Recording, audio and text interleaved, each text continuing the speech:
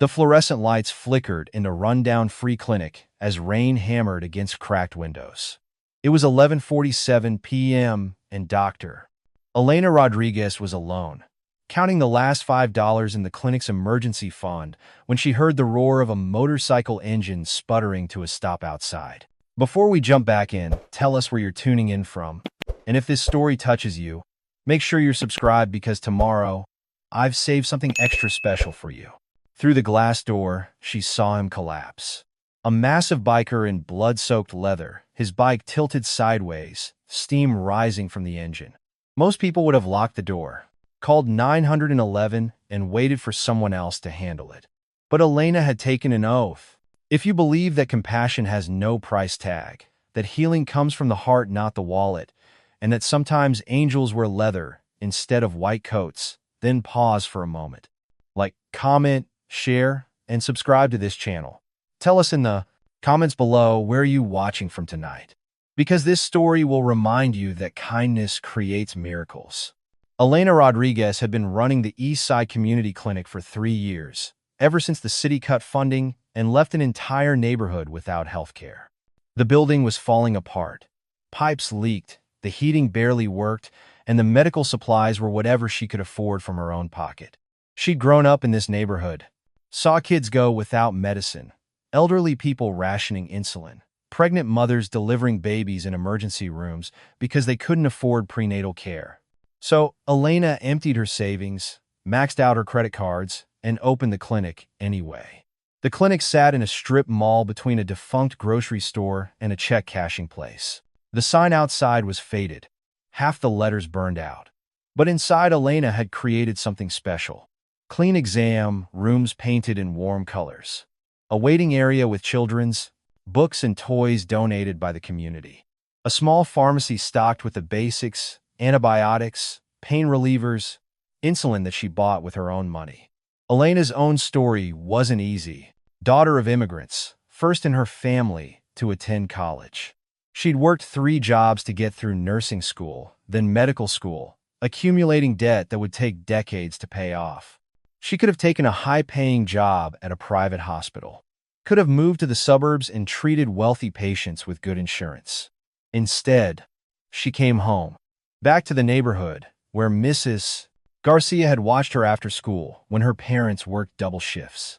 Back to the place where old Mr. Santos had taught her to change a tire in the auto shop he ran out of his garage. Back to the community that raised her. Tonight had been particularly brutal. 16 patients, mostly uninsured, mostly paying nothing. A diabetic grandmother whose medication ran out. Twin babies with ear infections, whose mother paid with crumpled dollar bills and loose change. A construction worker with a gash on his arm who couldn't afford the emergency room. Elena treated them all. She always did. The clinic's bank account was overdrawn. The pharmaceutical supplier was threatening to cut them off. Elena's own student loans were 3 months behind. She'd been living on ramen noodles and hope for weeks. That $5 bill in her hand, it was literally all the clinic had left. $5 between her and closing the doors forever. The man outside wasn't moving now. Elena could see the dark stain spreading across the pavement beneath him. Rain mixed with blood, creating small rivers that flowed toward the storm drain. His name was Marcus Tank Coleman, though Elena wouldn't learn that until later. 43 years old, president of the Steel Riders Motorcycle Club, a man whose reputation commanded respect across 3 states. But that night, he was just another human being in pain. Tank had been riding alone, heading home from a club meeting in the next county when the deer appeared in his headlights. He'd had less than a second to react. Chose to lay the bike down rather than hit the animal head-on. The Harley had skidded 50 yards, Tank tumbling behind it, his leather protecting him from road rash, but not from the jagged piece of metal that had torn through his leg. He'd managed to get the bike upright, managed to ride the last 2 miles running on adrenaline and stubbornness. But now, collapsed in the parking lot of a clinic he'd never seen before, Tank was running out of both. Elena grabbed her medical bag and rushed outside. The rain soaked through her scrubs in seconds, but she didn't notice. She knelt beside Tank, her hands immediately going to check his pulse. Strong but rapid, blood pressure dropping. The gash in his thigh was deep, arterial blood pumping out with each heartbeat. "Sir, can you hear me?" She had to shout over the storm. "I'm a doctor. I'm going to help you." Tank's eyes fluttered open. Through the pain and blood loss, he saw a small woman with kind eyes and gentle hands. My bike," he mumbled. "Your bike's fine," Elena lied. The Harley was damaged, possibly totaled, but that wasn't her concern right now. "I need to get you inside. Can you walk?" Tank tried to stand, collapsed back down. Elena was 5'3" and weighed maybe 120 pounds. Tank was 6'4" and easily 250. But somehow, with his arm around her shoulders and her arm around his waist, they made it to the clinic door. Getting him onto the examination table was another challenge. Elena used every technique she'd learned in trauma training: positioning, leverage, determination. Tank helped as much as he could, but he was fading fast. "Stay with me," Elena said, cutting away his jeans to expose the wound. It was worse than she'd thought. The metal had sliced through the femoral artery. Without immediate surgery, Tank would bleed out in minutes. Elena's hands moved automatically, muscle memory from years of emergency training. Pressure on the wound, IV line established, saline flowing to maintain blood pressure. But she was fighting a losing battle with basic supplies. "I need to call 911, she said, reaching for her phone. "No." Tank's voice was weak but firm. "No hospitals, no cops." Elena paused. She'd heard this before. Patients who couldn't afford hospital bills. Undocumented immigrants afraid of deportation. People with warrants who couldn't risk police contact. She never judged. Healthcare was a right, not a privilege. "Sir, you need surgery." "I can't do that here. Please." Tank's eyes met hers. Despite his tough exterior, she saw vulnerability there. Fear. "Can't afford." Hospital. No insurance. Elena looked at the wound, then at her limited supplies. What she was considering was dangerous. Illegal. Technically, operating without proper facilities. Without backup. Without the safety net of a hospital. But Tank was dying. Right there on her table. And Elena had taken an oath. First, do no harm. Sometimes that meant taking risks. "Okay," she said quietly. "I'll try." What happened next was the longest hour of Elena's life. Working alone, with inadequate lighting and limited supplies, she performed microsurgery with the skill of someone who'd trained at Johns Hopkins, but the resources of a battlefield medic. First, she numbed the area as best she could with local anesthetic. Tank gritted his teeth, his hands gripping the sides of the table hard enough to leave dents in the metal. Elena worked quickly, cleaning the wound, identifying the severed artery. "This is going to hurt," she warned. Tank's laugh came out as more of a growl. "Doc, I've been hurt before." Elena began the delicate work of repairing the artery. Sutures smaller than human hair, each stitch requiring steady hands and perfect precision. One mistake and Tank would die on her table.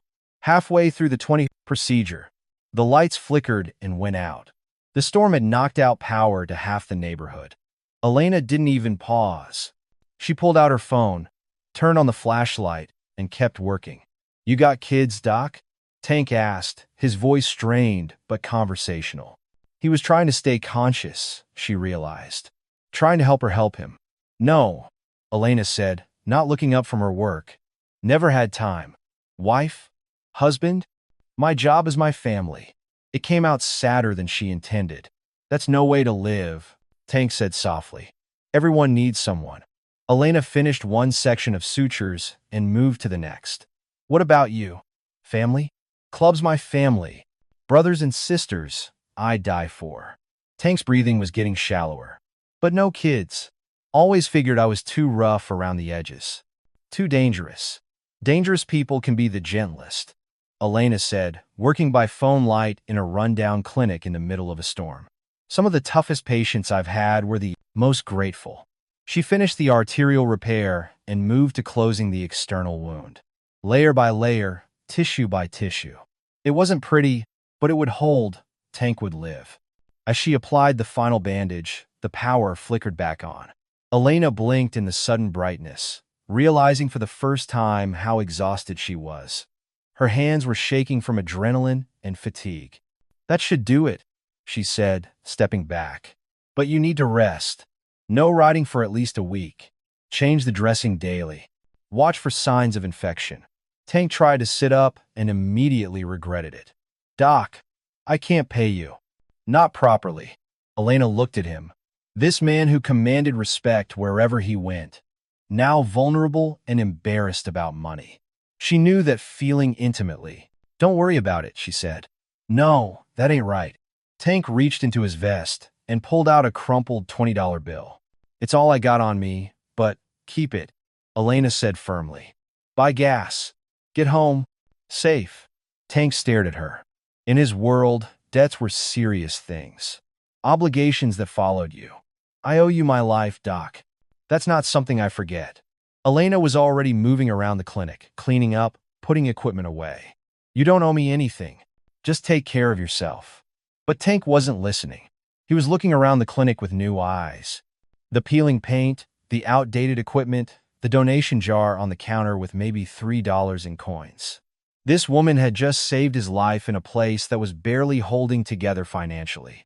As Elena helped him to the door, Tank stopped and looked back. "What's your name, Doc?" "Elena Rodriguez."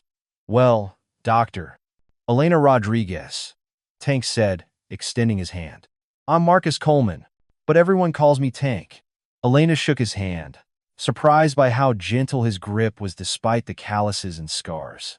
"Tank," she said, "get that leg looked at in a few days." "And Tank?" "No more midnight rides in the rain." Tank smiled, the first genuine smile Elena had seen from him. "Yes, ma'am." Elena woke up on the couch in her office. She'd been too exhausted to drive home, too wired to sleep properly. The clock on the wall read 7:23 a.m. In 37 minutes, she had to open the clinic for another day of treating patients she couldn't afford to treat with supplies she couldn't afford to buy. She stumbled to the bathroom, splashed cold water on her face, and looked in the mirror. Her scrubs were stained with Tank's blood. Her hair was a mess. Dark circles under her eyes spoke of too many nights like this one. Elena changed into clean scrubs from the supply closet and started coffee in the small break room.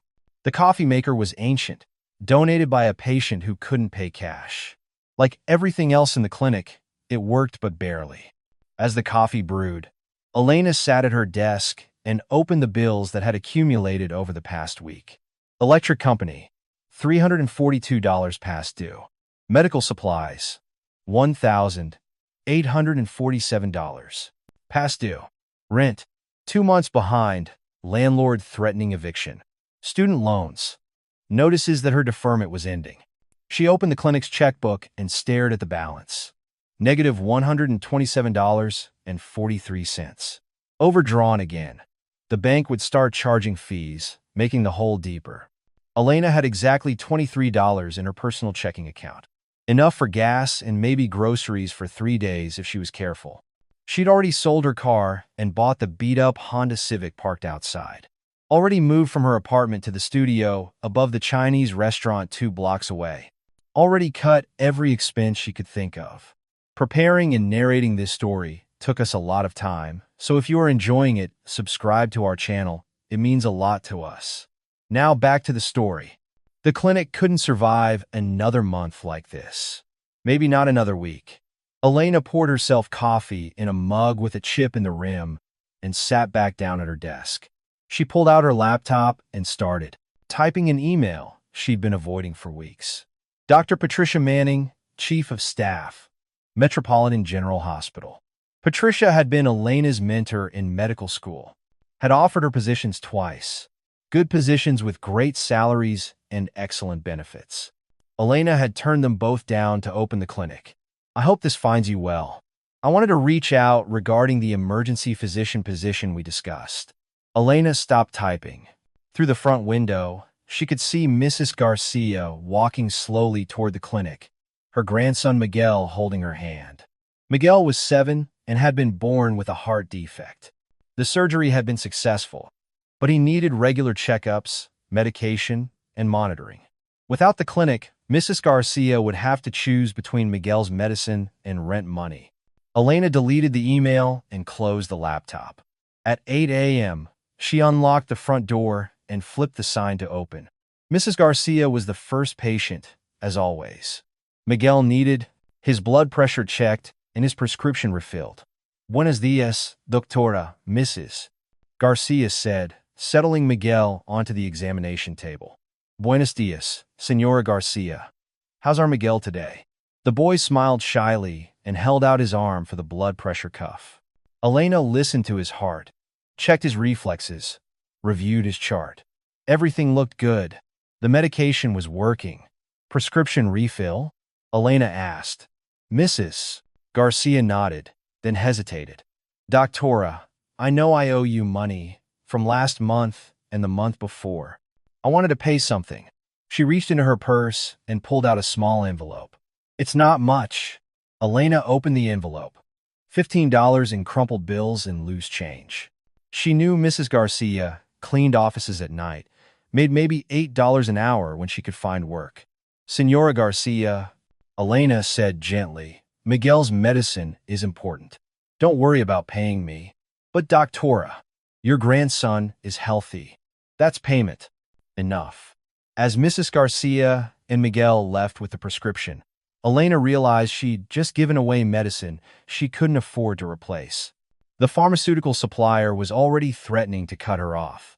But looking at Miguel's smile, she couldn't bring herself to care about the money. The morning continued with a steady stream of patients. A construction worker with a back injury who paid $5 and a bag of homemade tamales.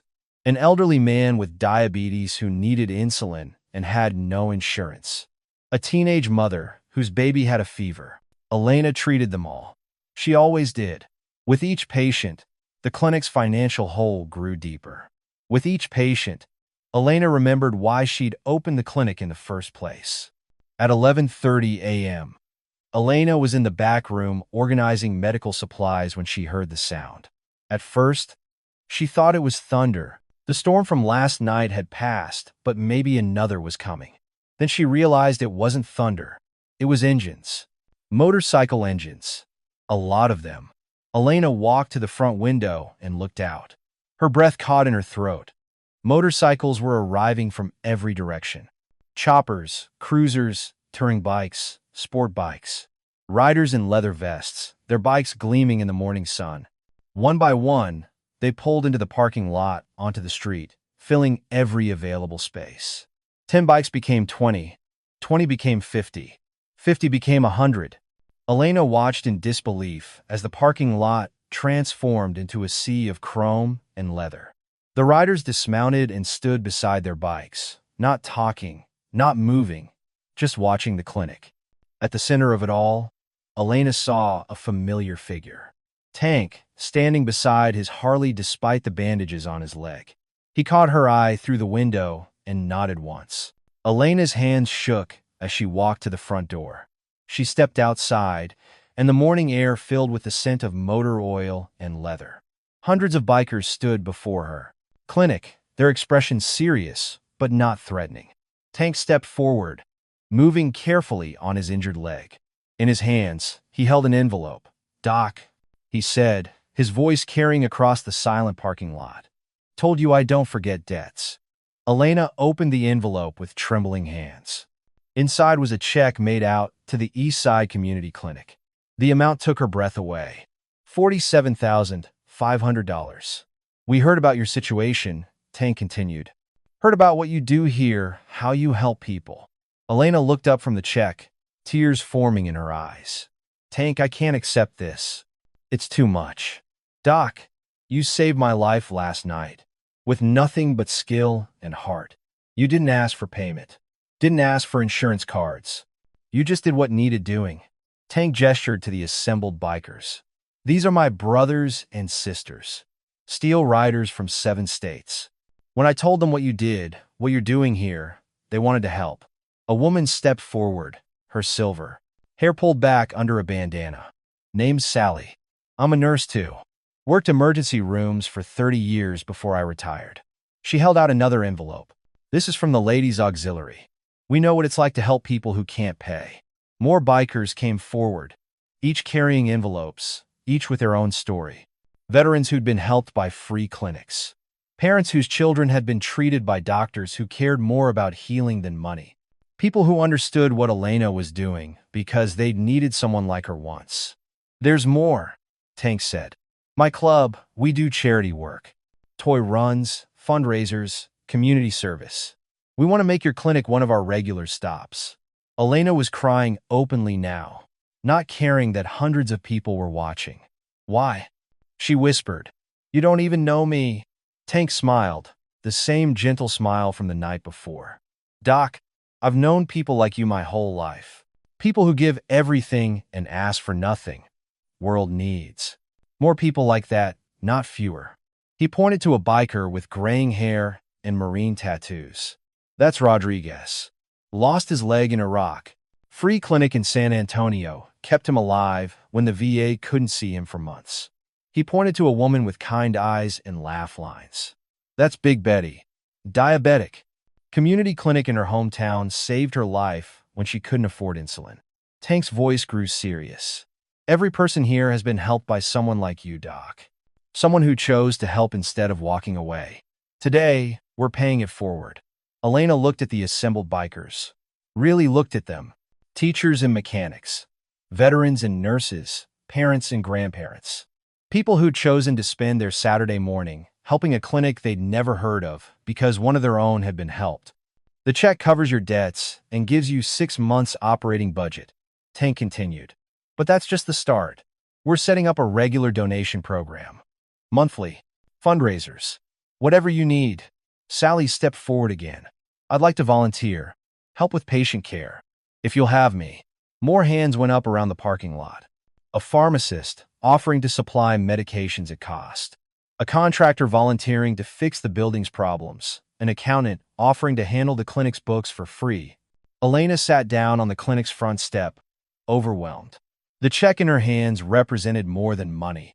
It represented hope, the chance to keep helping people, to keep the clinic running, to keep serving the community that had raised her. There's one condition, Tank said, kneeling beside her, despite his injured leg. You can't do this alone anymore. You've got family now. You've got backup. Elena looked up at him, this man she'd met 12 hours ago in a parking lot during a storm. Tank, I don't know what to say. Don't say anything, Doc. Just keep doing what you're doing. Keep helping people.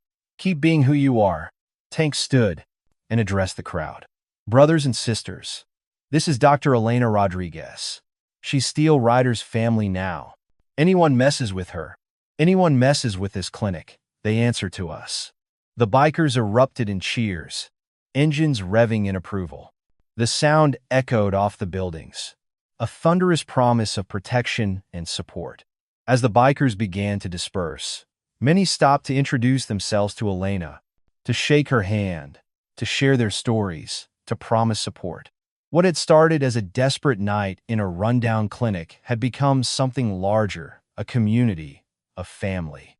Tank was one of the last to leave.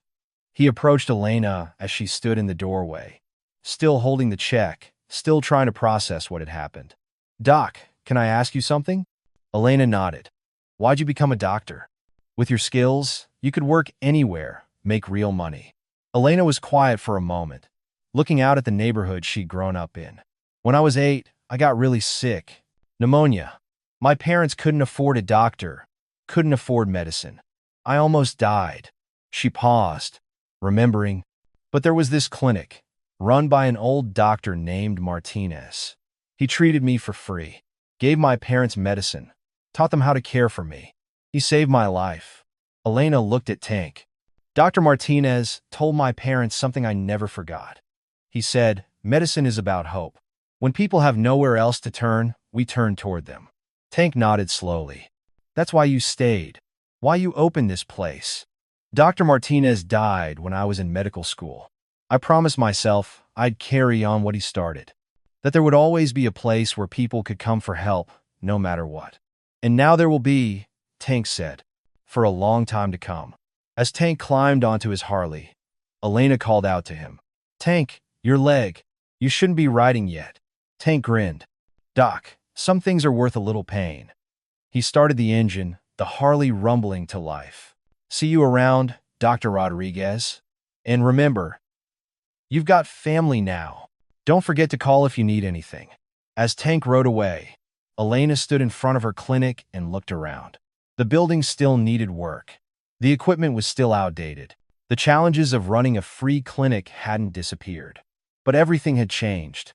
The check in her hands meant the clinic would survive, would thrive. The promises of support meant she wouldn't face the challenges alone anymore.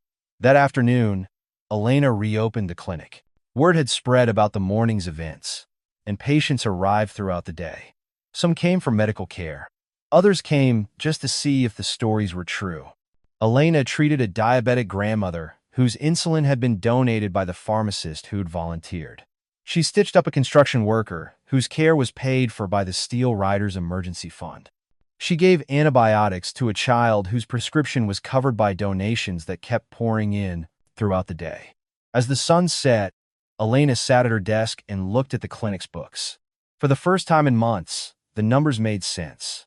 Bills would be paid, supplies would be ordered. The clinic would not only survive but grow.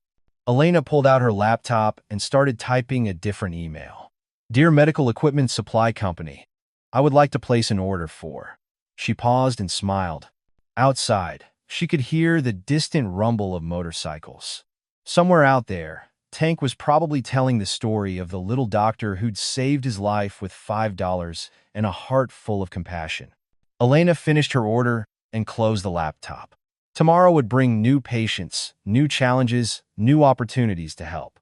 But tonight, for the first time in years, Elena wasn't worried about whether the clinic would survive. She looked at the photo on her desk, a picture of Dr. Martinez taken at his retirement party. The old doctor was smiling, surrounded by patients whose lives he'd touched over 4 decades of service. "Thank you," Elena whispered to the photo, "for teaching me that medicine is about hope." Outside, the last rays of sunlight caught the chrome of a motorcycle parked across the street. Tank had kept his word. Someone was watching over the clinic, over her, over the community she served. Elena locked the clinic door and walked to her car. For the first time in months, she wasn't worried about tomorrow. The clinic had a future. The community had health care, and Elena had learned something important about family. Sometimes it comes from the most unexpected places. Sometimes it wears leather and rides motorcycles. Sometimes it shows up when you need it most, carrying hope in the form of envelopes full of cash and promises of protection. As Elena drove home, she passed 3 motorcycles heading toward the clinic. Night security, she realized. Tank's people making sure the clinic stayed safe. Elena smiled and drove on, knowing that tomorrow she'd wake up and do what she'd always done. Help people, heal what was broken, bring hope to those who needed it most. The only difference was that now, she wouldn't be doing it alone. 6 months later, the East Side Community Clinic looked like a different place. Fresh paint, new equipment, expanded facilities. The donation jar had been replaced by a sophisticated fundraising program run by the Steel Riders and their network of clubs across the region. Elena had hired 2 additional nurses, including Sally, who'd become not just a colleague but a mentor and friend. The clinic now stayed open extended hours, serving even more patients who had nowhere else to turn. The partnership with the Steel Riders had created something unprecedented. A network of motorcycle clubs supporting community healthcare. Other free clinics had reached out, asking how to replicate the model. Elena and Tank had started a foundation to help spread the program nationwide. But the most important, change was smaller, more personal. Elena no longer lived alone above the Chinese restaurant. She'd moved into a small house 2 blocks from the clinic, close enough to respond to emergencies, but far enough to have a life outside of work. And sometimes, on quiet evenings, when the clinic was closed and the neighborhood was peaceful, Elena would sit on her front porch and listen to the distant rumble of motorcycles. The sound no longer meant trouble or danger. It meant family. It meant protection. It meant hope. Dr. Martinez had been right all those years ago. Medicine was about hope. But Elena had learned something else that stormy night when Tank collapsed in her parking lot. Hope, like healing, worked both ways. In saving Tank's life, Elena had saved her own. In accepting help from the Steel Riders, she'd learned that strength didn't mean standing alone. It meant building community, accepting support, and understanding that the toughest people often had the gentlest hearts. The scar on Tank's leg had healed completely, though he still limped slightly on rainy days. He visited the clinic regularly, not as a patient but as a friend. Someone who understood the weight of carrying other people's pain and the joy of helping them heal. Elena kept the original $5 bill framed on her office wall, a reminder of the night everything changed.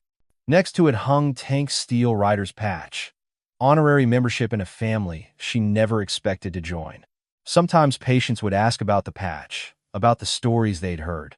Elena would smile and tell them the truth, that kindness creates miracles, that compassion has no price tag, and that sometimes the angels we need most come riding motorcycles through the storm. If this story touched your heart, if it reminded you that healing comes in many forms and that family isn't always blood, then please like, comment, and share this video. Help this story reach someone who might need to believe that there are still good people out there riding through the night, ready to help when hope seems lost. And before this story ends, tell us in the comments, do you believe that one act of kindness can change everything? Because sometimes the prescription for despair is simply knowing that you're not alone. Sometimes the best medicine doesn't come in bottles. Sometimes it comes in the form of strangers who become family, carrying hope on two wheels through the darkest storms. Up next, you've got two more standout stories right on your screen. If this one hit the mark, you won't want to pass these up. Just click and check them out.